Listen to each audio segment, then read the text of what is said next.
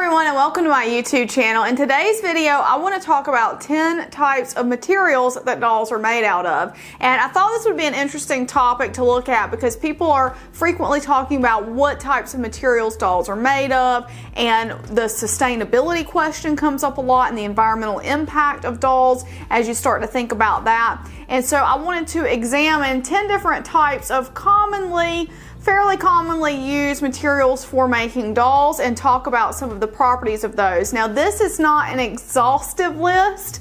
I'm only going to talk about 10 different types, but I hope that it will be informative for you guys and I hope you'll enjoy it. So let's get right into it. The first material I want to talk about on this list is wood. Wood is one of the older materials that dolls have been made out of. You know, when humans first started making dolls, and maybe not even dolls, but you know, different sort of figures and things for whatever purposes, a lot of times wood would be what they would have to use. Now, there haven't been a lot of them discovered because wood, as you probably can imagine, doesn't hold up over time. But that would have been some of the resources available to early humans for carving likenesses of people. So what you see with wood as a doll material, as a doll construction, you have little dolls like hitty dolls. This is not a hitty doll. This is a doll that I got at Williamsburg in Virginia when I was a kid. It was a little like dress your own doll kit. But this is similar to what a hitty doll looks like. They're just small, simple dolls carved out of wood. And then you move up into the more exquisite and more detailed wooden dolls that you see here. Now, these are my Lavendai Poupée dolls. They are hand carved and painted, and they are put together with springs. So they are jointed with a spring mechanism. The same thing goes for the Pongratz dolls. They are carved out of wood, and they have a spring inside that allows them to be jointed. Now, what you may have seen is when the cat jumped on the table just now, the sand rooter doll started to topple. And this is a sand rooter doll from the 90s. This doll, instead of being put together with springs, she has strings. So strings versus springs, you can see she's a strong wooden doll. What that means is, as you know, if you've ever had a doll that's strung with elastic, is over time that gets incredibly loose and this doll gets very floppy. Springs, however, they stand up over time. This doll is from about the year it's between 98 and 2000, and he's still just as tight and as well, you know, holds a pose just as well as the newer girl that I got in 2018 or 2019. So that is a big difference between the way the dolls are constructed. Now, another property of wood is that over time, wood will get a patina on it. So you can see these two dolls came from the same shop.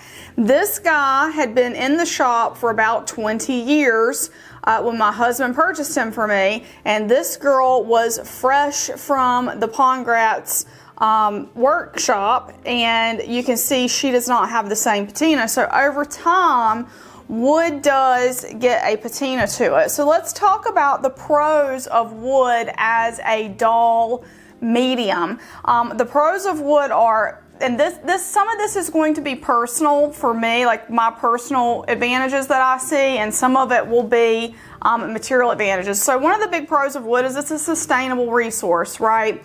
Over time, you know, you can grow more trees. It's, you know, it's a natural resource. If we needed to put these in the landfill, which we will never do, it will degrade. The springs won't, but the wood itself will. It's not a toxic chemical that's used to make a doll. It's a very renewable, natural material used for doll making. Another thing that's really nice about it is it's just very pleasing to the hands. Like when you touch wood, wood takes on the warmth of your skin. Wood, you know, it has this very pleasing, earthy feel to it because it is of the earth. And you know, I mean, I guess everything on the earth is from the earth, but you know what I mean. Like, it's a natural thing, and when you touch it, it does take on your warmth, and it just has, I just love the way it feels in my hands. I love the way it smells. That's also going to be a con here in a minute. But I just love everything about wood as a natural medium for doll making. Now, what are some of the cons of wood? The smell thing I just mentioned.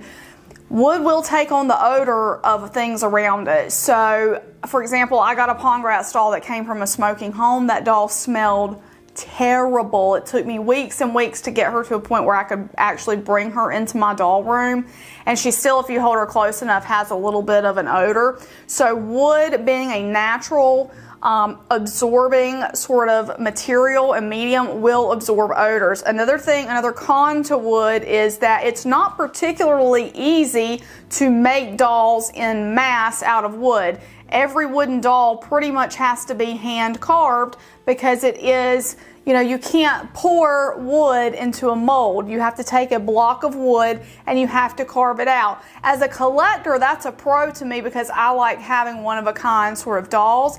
As a doll maker or a doll artist, that would be a con, because you would have, less output. You're not able to output as much. Another con to wooden dolls is the durability thing, right? We kind of talked about earlier how, no wooden dolls from ancient times really exist anymore because they do degrade over time. Wood is very susceptible to temperature fluctuations.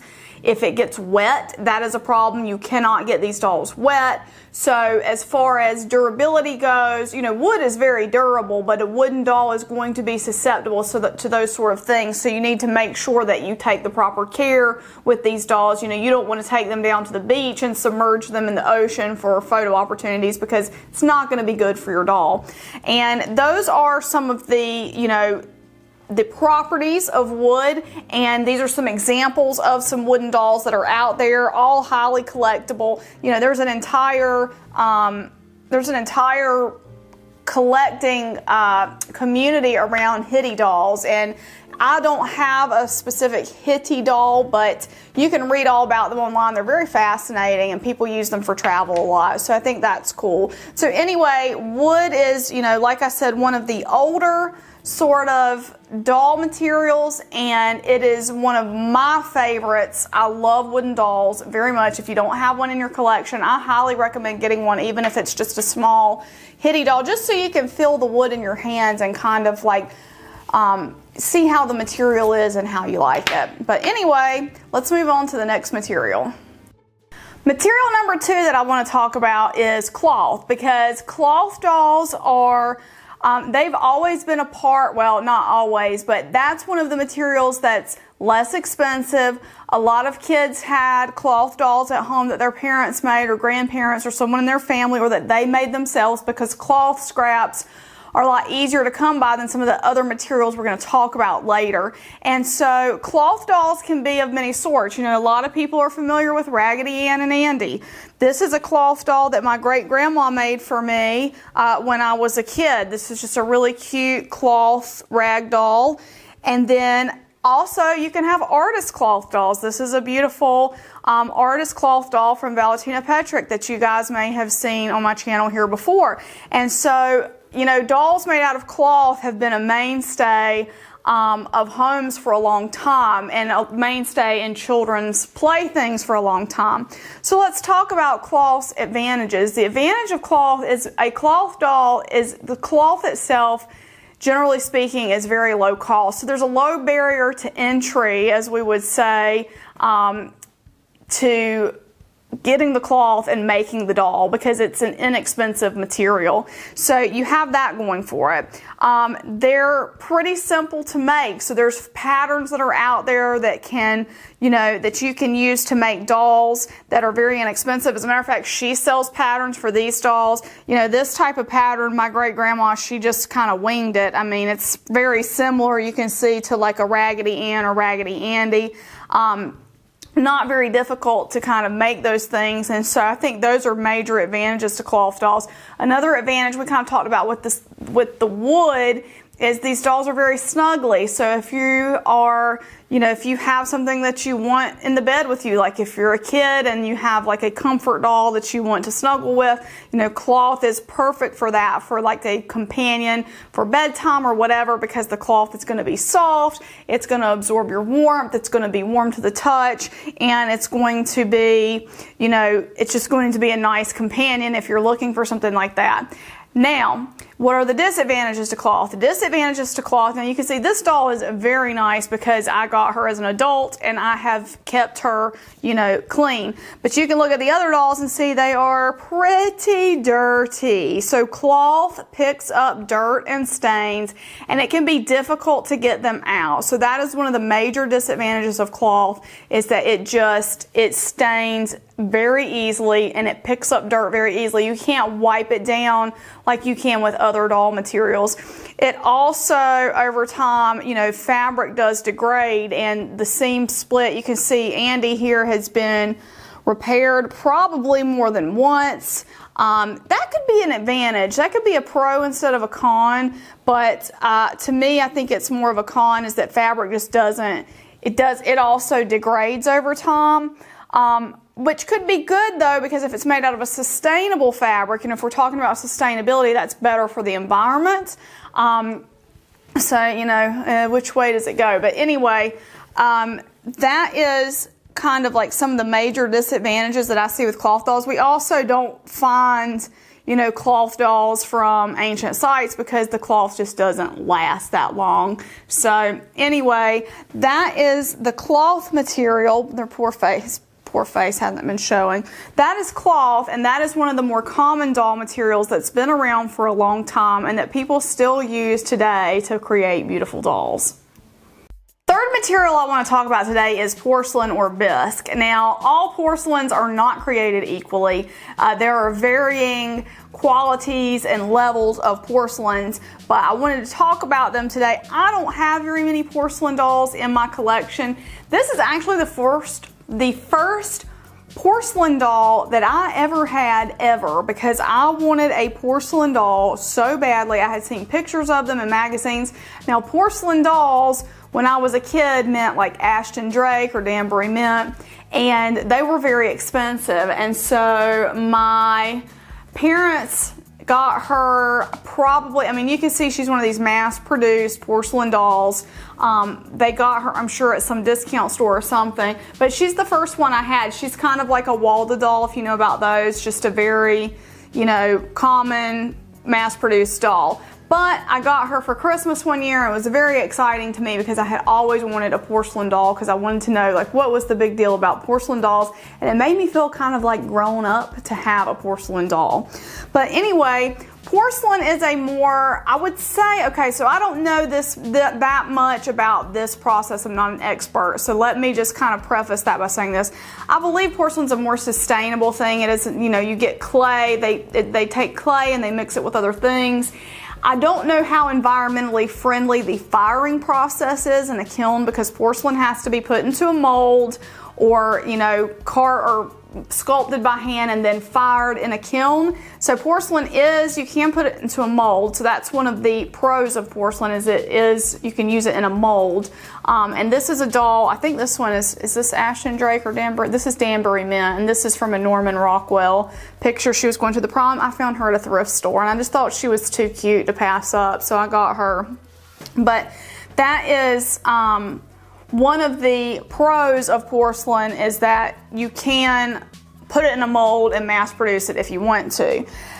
For me, one of the cons of porcelain, and people will disagree with me, is I find porcelain to be very breakable. It's easy to break if you drop it. For example, the floors throughout my home are tile, and if you were to drop this doll on the tile, she would break. Her face would crack open. She would, it would not be a good look. Even if she were a higher quality porcelain, it's not unbreakable. When dolls started coming out, like from Germany and France, with the bisque heads and the porcelain heads and stuff like that, when their competitors came along with composition dolls, composition was advertised as more durable than porcelain. It wasn't as breakable as porcelain. So anyway, that is kind of the thing about porcelain, and that's why I don't have a lot of porcelain dolls in my collection.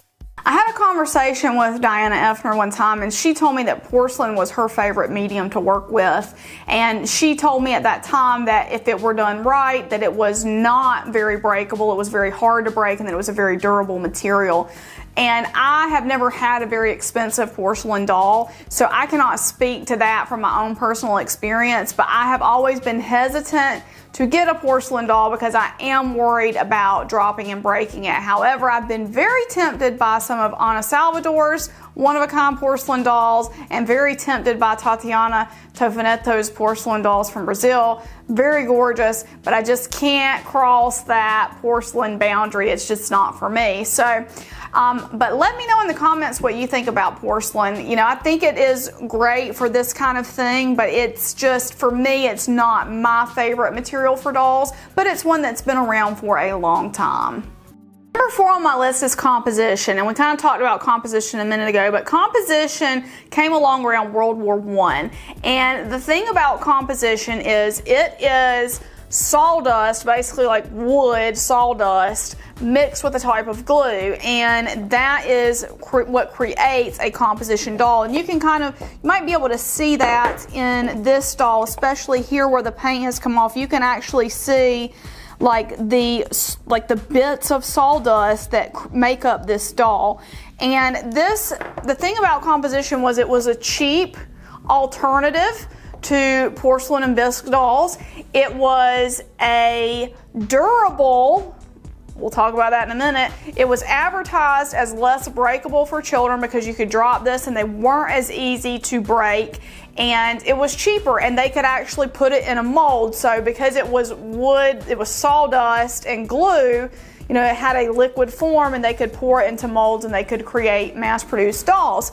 So the thing about composition, the pros to it were it was inexpensive, it was easily moldable, and they were able to, you know, put out a lot of dolls like this. And it was primarily, you know, a lot of American doll companies used composition in their doll making. I do not know if any companies today still manufacture composition dolls. I would wager that they don't. I could be wrong about that. I didn't really dig into it too much. I looked around a little bit, but I didn't see anything. The reason why are because of the cons. So the cons with composition, you can see these dolls, none of them look great for their age. Composition, because it's made of wood, it's like wood, and it's very susceptible to temperature changes. It is susceptible to cracking and breaking. You can see this doll belonged to my aunt. We called her Aunt Sister. I actually never knew her. And Aunt Sister sounds like a hillbilly backwoods, you know, kind of inbred name, but they actually called her Sister. They never called her by her real name. I don't remember what her real name even was because they always just called her Sister. So she got called Aunt Sister when my dad came along, and that's always how I've known her, as Aunt Sister. This was her doll when she was a kid, and you can see the back of the head is completely just cracked off. My grandma and I used some kind of, I mean, this might be plaster of Paris to rebuild the back of her head, and she typically would wear a little bonnet. But you can see like the molding capability, they could mold the little hairs onto the head. That's how good, that's molded into the compo there. So they were able to mold that. But with temperature changes, or if the dolls got wet, what you have is this crazing and cracking of the limbs. So you can see like the paint chips just come off, and that is because of temperature changes, it is because of age, it is because the doll might have gotten wet, or we live in a very humid area. This is a very humid area in the South, and that kind of stuff, these dolls just don't hold up to that. And as old as these dolls were, you know, they weren't in temperature controlled places because there wasn't a lot of air conditioning and heating. You know, they had fireplaces or whatever, but you didn't have in the summertime air conditioning, so that humidity was in the house, and these dolls just didn't really stand up to the test of time. I've watched people restore these, and I think it's amazing when people are able to, like, they completely just take the paint off and redo it. And so I think that's the biggest con of composition, is it's just so susceptible to that temperature change, and it just doesn't, just didn't really stand up to the test of time. The ones that are in very good condition can fetch a lot of money because there are so few of them that are in that great of condition. And even some that are, like this Shirley doll, she has crazing on her face. You can see the cracks in the paint on her face, and that's just from, the temperature changes over time. And so all of my composition dolls are in that sort of category. They're in that, none of them are in really great condition. They're all in, they're in a played with condition, and you can tell they came from an area where there was a lot of temperature change and stuff like that. They weren't stored in climate controlled areas. So that's probably the biggest, that is the biggest con to composition dolls, and it's why people don't really use composition today. It's one of many reasons people don't use composition today, but it's just as better materials came along, they kind of abandoned these sort of materials to make dolls out of. So that was composition. Number 5 on the list is hard plastic. So composition was replaced by hard plastic in the late 40s. And let's talk about hard plastic dolls. Madame Alexander is still using hard plastic to make their dolls today.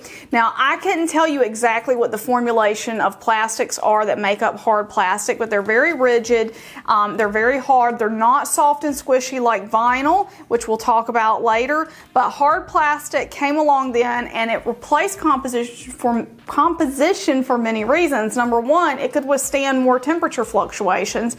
Plastic is not as susceptible to the temperature fluctuations like composition is, like wood is. So that was one of the things. Another thing, you could drop this doll 100 times, the doll is not going to shatter. Hard plastic is very, very durable. So this is something kids could play with over and over again. This is something kids could get wet. We talked about with wood and with composition, you cannot get those materials wet. Hard plastic, you can get wet. You can wipe it off with a wet cloth. You can take a bath with your doll. The doll is going to survive that sort of thing, and it's going to look probably just as good as it always has. So that was the big advantage of hard plastic. Hard plastic was easy to mold. It's not as expensive, so you could do all this stuff with hard plastic and make it that way. So that was kind of what happened to composition. That was kind of it for composition, is when hard plastic came along. Now, the disadvantages to hard plastic obviously is it's a petrochemical, it's made from oil, which is not a renewable resource. There's a lot of chemicals added to give plastic its properties and its, its texture, its hardness level, its, everything that makes it a plastic, or a hard plastic in this case. So it's not an environmentally friendly thing. They don't degrade over time. If you've seen, our oceans are full of plastics. It's very sad.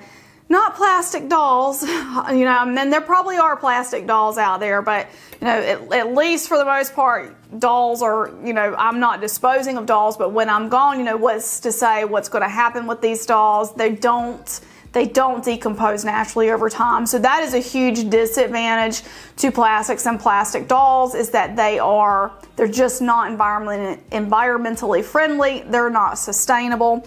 Another con to them is that when you're making a plastic mold, a hard plastic or vinyl mold, that is a very expensive process because it's a special kind of mold that has to be made. So there is actually a high barrier of entry to a molded hard plastic doll because the molds cost so much to make. Once they're made, the price per unit is pretty low once you've got the molds made, but the mold making process is very expensive to be able to hold up to the plastics and to make the dolls. So those are the cons to hard plastic. It's something to really think about. Something that I've been thinking a lot about is, the environmental impact of my doll collecting, and so I wanted to point that out. But that is kind of what pushed composition out of the picture, was when hard plastic came along. Number 6 on my list is vinyl. Vinyl is another type of plastic, and it is really PVC plastic, and different, chemicals are added to it to create a softer sort of plastic, which is what we call vinyl today. So, that came along in the 60s and replaced most hard plastics in companies. Madame Alexander, like I told you guys earlier, they still use hard plastic today in their dolls. But for example, this Ideal Velvet, she's got vinyl arms and a vinyl face. Now her body is still a hard plastic, and when I was doing my research for this video, I thought this was very interesting because I've never heard this before, but it makes sense to me that a doll is classified by what the head is made out of. So her head is vinyl, so she'd be classified as a vinyl doll. If a doll's head is made out of wood, it would be classified as a wooden doll, even if the rest of the doll was cloth. So I thought that was interesting. I just wanted to point it out to you guys. Something I've never heard before, but I'm no expert. I'm always learning, and I thought that was, it makes sense to me. So anyway, vinyl came along, and here we are with vinyl. Vinyl is more pleasing to the touch than hard plastic. It's kind of one of those materials, it's a little bit squishy, it feels a little more lifelike, and it's just, I love it. I do like, vinyl is more pleasant to me to touch and feel than hard plastic. Now, American Girl has a very interesting statement on their website, because as I was researching for this video, I was looking at, different American Girl stuff, and they said that over the years they have perfected the vinyl composition that they use for their dolls. If you have an American Girl doll from current times like now versus an American Girl doll like from the 80s or 90s like I have, those earlier dolls have very squishy faces and limbs. They're very squishy because the vinyl composition was different than it is today. Today's vinyl is harder, but American Girl says they do this for durability, and they want the skin texture to feel more real, and they want if you've had American Girls in the past, some of those batches of vinyl, the color didn't last long, like they turned gray or green or things like that. So over time, they've worked on their chemical makeup for the dolls. And so one of the things about vinyl, it's kind of the same as hard plastic. They're very durable. They're not going to shatter when you drop them on the ground. They can get scratches in the faces. You can get scratches in the vinyl because it is a softish material. They're low cost to make per unit. High cost to make, high barrier of entry to get into making vinyl dolls, because the molds, as we talked about before, like with hard plastic, are very expensive to make. But like for Smart Dolls, for example, they have a vinyl exterior, so their outsides are vinyl, the hands are vinyl. They've got this nice, pleasing, squishy vinyl texture that you love. And so those are some of the pros for vinyl, is that it's just a pleasant material. He cannot stay off this table for the duration of this video. But anyway, that's something that's cool about vinyl, and it's also, again, cheaper per unit. So you'll often find that vinyl dolls are going to be cheaper than dolls made of some other types of materials. Now, cons to vinyl, again, environmentally terrible for the environment. And they have chemicals in them. Some people say they're dangerous to your health. I don't know. Certainly if you burned it in a fire and inhaled that, yes, I believe that would be hazardous to your health. Is it hazardous to your health sitting at home on your shelf? I doubt that very much, but again, I'm no expert in that. If it is hazardous to my health, I would surely have been dead by now. I don't know. Anyway, but that's the thing with vinyl. Another con to vinyl is it does stain easily, so you have to be careful when you put clothes on a vinyl doll. Vinyl will it will absorb, it's very porous, it's soft, it will absorb the dye from clothing that you put on it. So that is a con to vinyl. Vinyl, again, my first love, probably maybe my favorite doll material, maybe not. Yeah, probably. Probably if I could have, I don't know, it's a toss-up for me between three materials. I'll talk more about that at the end of this video, but I really love vinyl dolls. However, they are terrible for the environment. They've got a lot of chemicals in them. They're not a renewable resource because they are made from petroleum, that they are, oil-based sort of product. And so that's kind of where we stand with vinyl, but I can't help it. I love my vinyl dolls, and that is one of the most popular materials that dolls are made out of today. Barbie's heads are made out of vinyl. A lot of dolls have vinyl heads because they're squishy, and it makes them more lifelike, and it makes that, I think it makes the rooting hair process easier because that's more pliable for them to root hair into, like for a Barbie doll. So anyway, that's vinyl. Let's see what's next on the list. 7 on the list is ABS plastic. Now ABS plastic, Kiki Pop is made of ABS plastic, and I believe Blythe's head is made of ABS plastic. So ABS plastic is a plastic that is easy to mold, it's very hard and durable, and when you tap a Kiki Pop, you can kind of hear that, I don't know, the ring that it has to it, for lack of a better word, because of the way that the ABS plastic is. ABS plastic is just a very hard, very durable, very moldable plastic. Again, it's in this plastics family. It's not a renewable resource, but it's really good for molding. It's really durable. It's really cheap. And that is what the appeal of that is to doll makers, because they can pour this in a mold. It's cheap to make per unit. You can paint it, and you can make all these tiny little pieces. You can work with it in very small pieces and very thin sheets. That is one of the properties of ABS that's good, because it retains its strength even in small bits. Like it doesn't take a lot of it to be strong, if that makes sense to you guys. So that's ABS plastic. So you'll see a lot of things like this is ABS plastic. The Smart Doll frame is ABS plastic. I think the Cortex kits for Smart Dolls were ABS plastic. So that's just one of, and I think a lot of modeling kits are made out of ABS plastic, because it's, again, you've got strength there. It's a strong, even though it's a small sheet, you've got some strength there with that plastic. It doesn't have to be as thick to be strong and durable. And so again, that's the big pro to that, is its durability and its moldability. Cons, again, environmentally not friendly.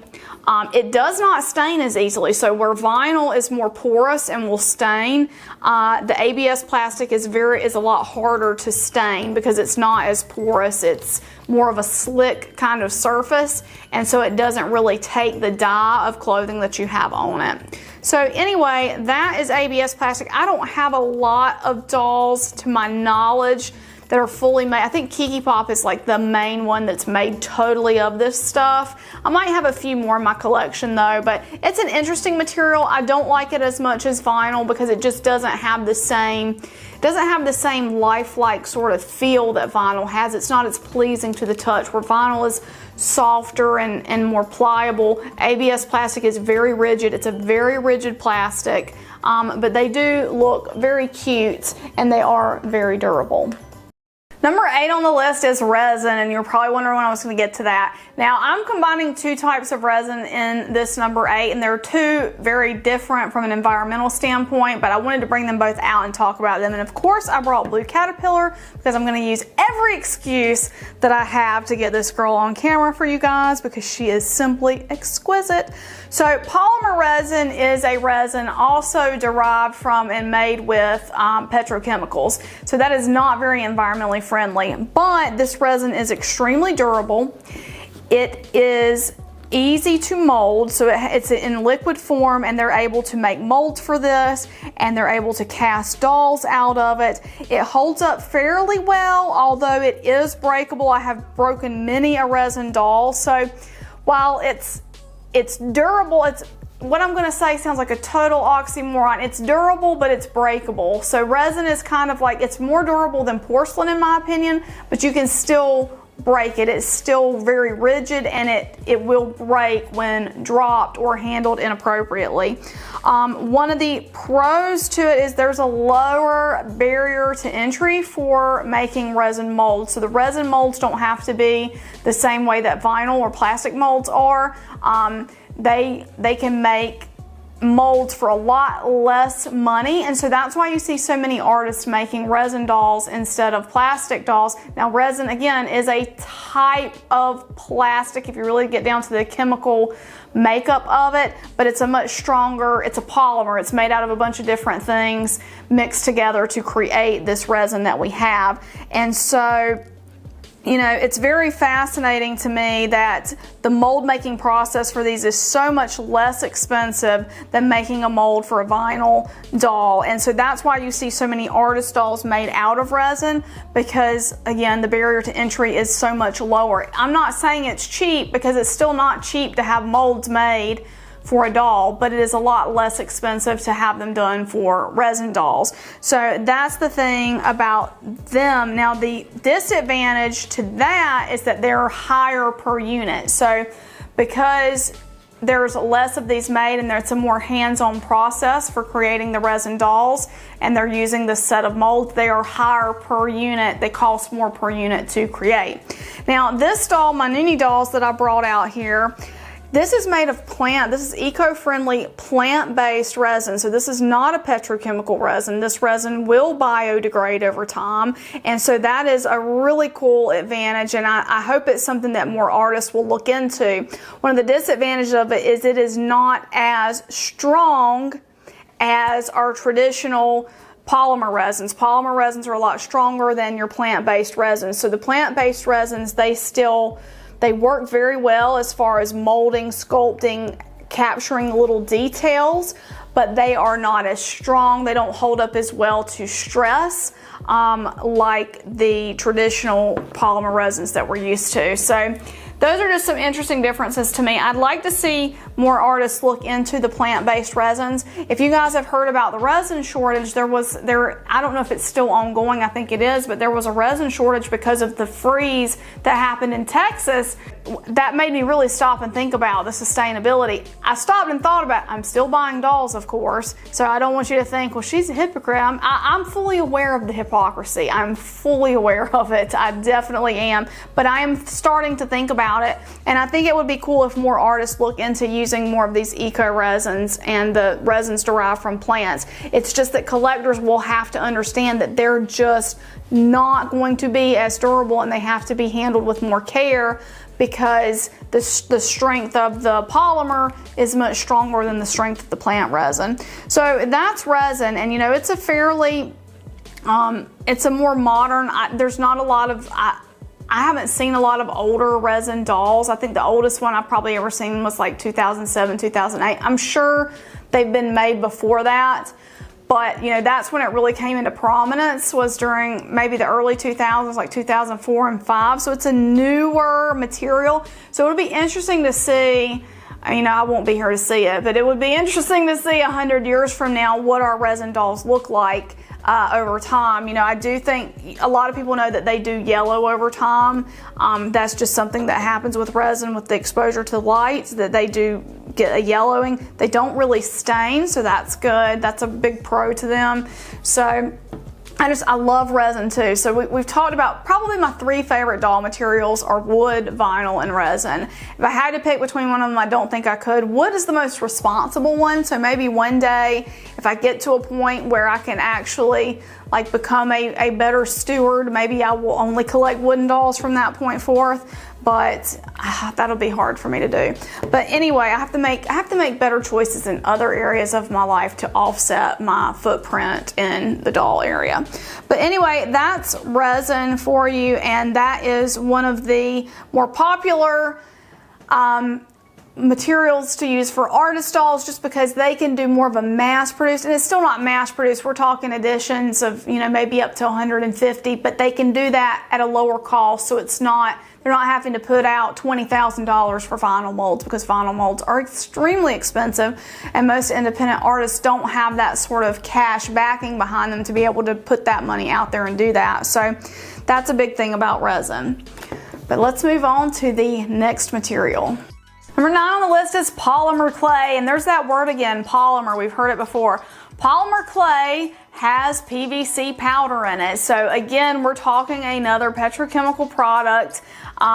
Not super environmentally friendly. Now, there is clay out there that you can get that is totally natural, but it's not, I don't think it has the sort of strength and durability that the polymer clays have. So the polymer clay dolls, like these are 2 of mine from artist Barrett Dodds of Oakshire Oddities. The thing about them that a lot of people will do is they'll sculpt a face, hands, and legs, and then they'll have a wire armature inside, and that's what makes them, you're able to pose them and do different things with them, cover them with materials just like he's done. And so one of the big pros to this is it's very inexpensive to get started with doll making in this way. You can get polymer clay at your local craft store. It's not terribly expensive. You can bake it and harden it in your oven at home. And it's a very easy way to get started with doll making. Very inexpensive. It's very moldable. You can work with it with tools. You can re-sculpt and redo things with it. You can keep working with it. It's soft until you bake it. And so those are the big pros of it. And I really love these guys because I think they're just so adorable. So to me, the big pro for this is that artists are able to use this easily to make their creations. And me as a collector, I love creations like this. And so that makes it more accessible for the artist and more accessible for me because the price point on dolls made out of polymer clay is not terribly, terribly high in a lot of cases. So I really like that about polymer clay. Those are the big pros to it. The cons are that you're not really going to find a lot of mass-produced polymer clay items. Most of them are going to be hand sculpted and hand molded because it's not really liquid, right? It's more of like an amorphous solid. You couldn't really pour that into a mold and make a bunch of them. Everything's going to have to be done by hand. Again, the environmental impact you're probably sick of hearing me say that because I keep saying it, but that is one of the things to consider with it.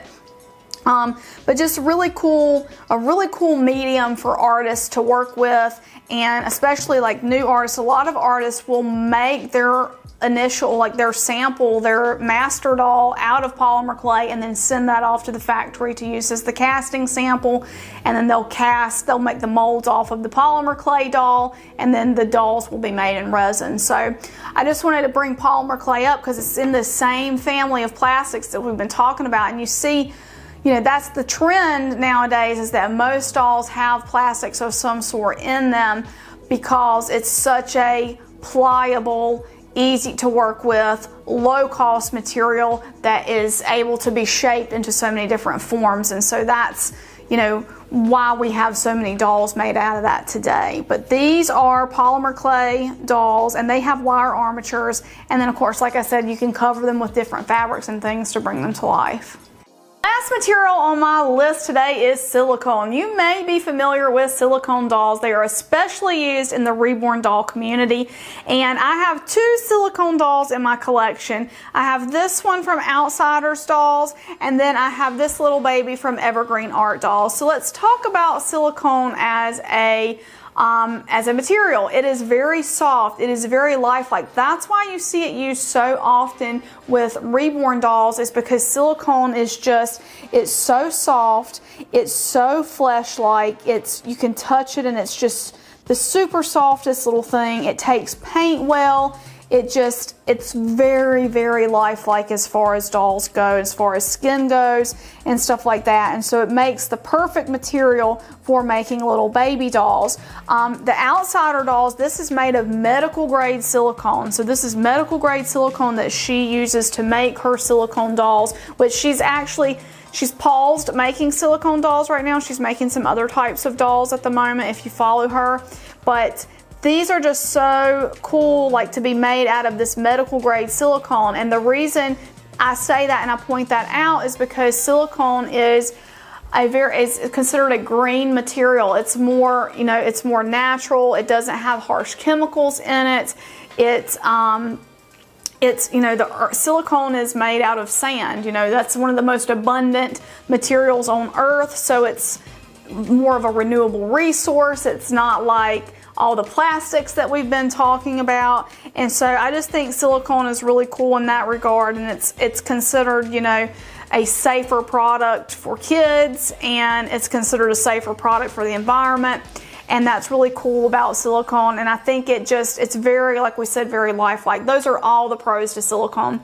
The cons for me personally for silicone is that you don't really get a silicone doll that can pose, because they don't generally have wire armatures inside, because that kind of ruins the silicone. So you just have a doll, and it's just a doll that it's not going to pose well, and it's not going to hold poses. It's a soft doll, and it's kind of what you've got. I mean, it flops around and you can do things, and I've been able to make mine kind of hold different poses before, which is fun to do, but they don't hold it on their own. You have to do some tricks and some different things to get the dolls to actually pose. And so for somebody that really likes being able to pose your dolls, these are some of the least posable dolls that you can get. Now, like I said, there are people that'll put a wire armature in silicone dolls. I've seen that before.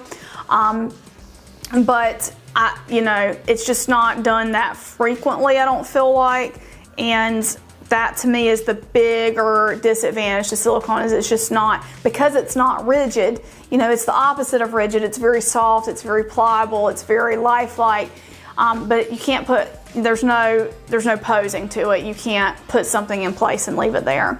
But I think these dolls are adorable, and I think silicone is a great material because of its more sustainable properties. It's a more green material than all those plastics that we just talked about. And so I think that's really cool that there are artists out there that are creating dolls with these, and I love the ones that I have. They're absolutely adorable. So anyway, I hope you guys enjoyed this list of doll materials. Again, it's not exhaustive. There's lots of other materials that are used to make dolls or have been used in the past, like rubber. I've seen metal dolls, cellulose dolls, all sorts of different things that are out there that are used to make dolls. But I wanted to tell you guys about 10 of them. I thought it would be interesting and informative, and this just kind of scratches the surface of materials and talking about the stuff like that. But let me know in the comments below what's your favorite doll material, or if that's even something you've ever thought about before. And if you have, or if you haven't, after thinking about this list, what would you say is your absolute favorite material that dolls are made out of? For me, it's probably a tie between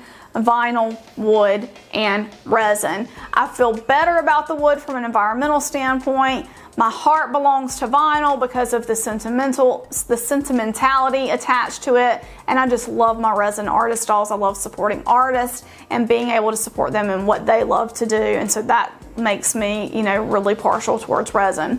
So anyway, let me know that in the comments below. If you like this video, please give it a big thumbs up. If you're not subscribed, please subscribe, and we will see you in the next video. Bye bye. I want to say a huge thank you to my patrons from Patreon: Lindsay S., Leah W., Doreen Z., Janice H., Mercedes W., Cindy K., Bear Sunflower, Diane B., Kelly L., Cindy L., Susie W., Krista R., Victory Run, Shorna R., Shira Star Hobby, Stephanie W., Jessica S., Ray M., and Asia C. Your support means so much to me and helps me continue bringing you great dolly content. For information on how you can become a supporter of this channel, please see the link in the video description. Thank you so much for watching.